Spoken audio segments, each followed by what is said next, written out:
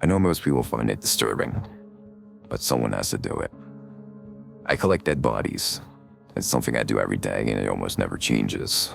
My colleague gets to the scene first to do all the prep work. I turn up later to transport them where they need to be. Not many people know about what I do, but my lack of conversation about it is not out of shame. I am proud of it, and I simply don't want people to view me any differently. Usually, everything goes smoothly. I turn up, the body is already concealed in a bag, and I load it into the vehicle. The whole drive is just me and a body in the back, and maybe my colleague on some days. But yesterday, the drive did not go as it should. The events that transpired mean I will live in fear for the rest of my days, and they have to give this up. I turned up to the scene. It was a fairly large house on the outskirts of town.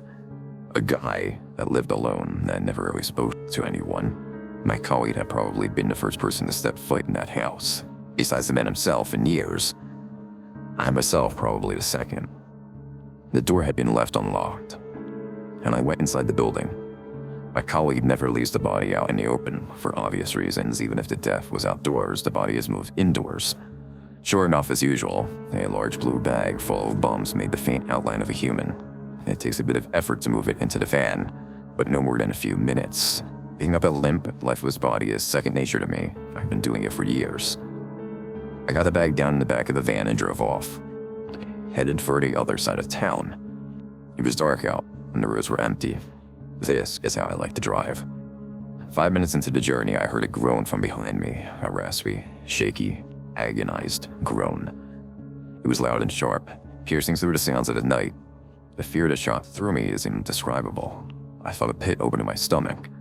As every muscle in my body tightened, my hands jolted so hard that I nearly crashed, but I kept control. The back of the van is too dark to see into, so I grabbed my flashlight from under my chair and pulled the vehicle to a complete stop. As I shone it into the back, I saw something I had secretly always feared. The bag was sat upright. I crept closer, trying to be silent. A muffled voice from within the bag spoke. "Hello? Who's that?" "I can hear you." I wasn't sure what to do.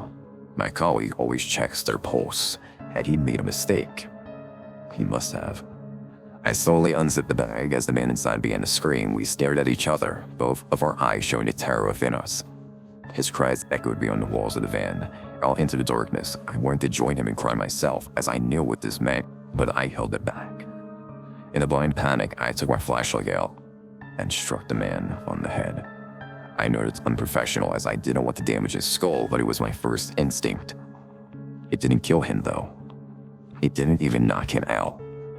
He fought me, and I wasn't strong enough. He just kept screaming, "I know what you did, I know what you did." Why couldn't he be like the rest? I'm ashamed to admit, he got out. He opened the back doors of the van and got out. He was smart about it. He climbed over the fences so I could only follow him on foot to stop me from driving after him. After just 5 minutes, he was far enough ahead that I could no longer hear him. And after 10 more minutes, I knew I had lost him completely. I phoned up my colleague and told him. We were furious at each other, yet upset with ourselves. How had we both messed up? In my opinion, he's more at fault than me. He usually strangles them properly. How had he messed this one up?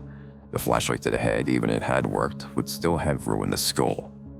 Strangling is the only way that leaves the body in pristine condition. That way, I like it.